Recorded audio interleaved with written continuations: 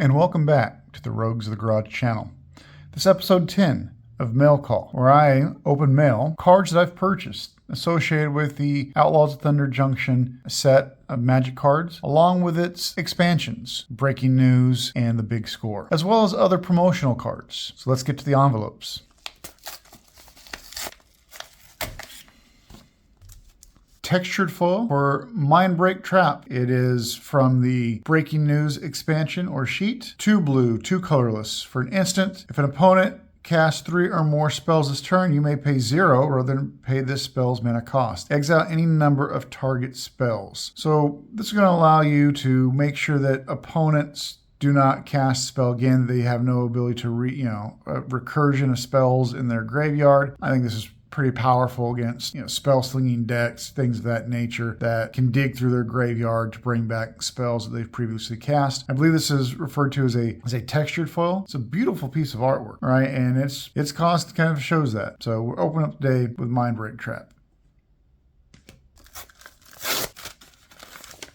We have Worldwalker Helm, the extended art version, the 1 blue, 2 colorless. If you would create 1 or more artifact tokens, instead create those tokens plus an additional map token. For 1 blue and 1 colorless, you can tap this artifact, create a token that's a copy of a target artifact token you control. If you run a lot of artifacts, this is a card I think you might want to look at putting into your deck.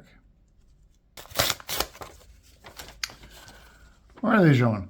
Looks like we have the extended art version of the Ancient Cornucopia. 1 green, 2 colorless. Whenever you cast a spell that's 1 or more colors, you may gain 1 life for each of that spell's colors. Do this only once each turn. You can tap it to add 1 mana of any color. This is a mana rock, but it's a mana rock that provides life in addition, and possibly multiple hit points. So it's something that I think I would definitely look at running in decks that are land heavy or mana heavy. A very nice card. We have the extended art version of Torpor Orb.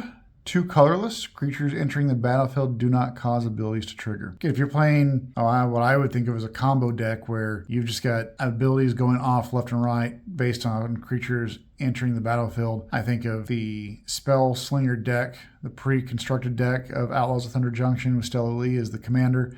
I think this is a type of card that shuts that deck down to a certain extent, right? And again, it only costs 2 colorless.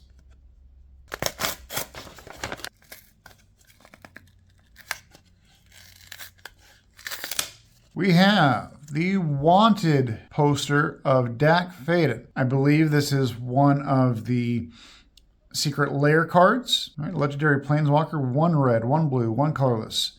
Comes in with 3 loyalty. You can gain +1 loyalty. Target player draws 2 cards, then discards 2 cards. For a -2, you gain control of target artifact. And for a -6, you get an emblem with whenever you cast a spell that targets 1 or more permanents, gain control of those permanents. That is pretty nice. But I also see that at a -6, it's going to take you a while, and your opponents may very well target Dak out of the game before you get to that point.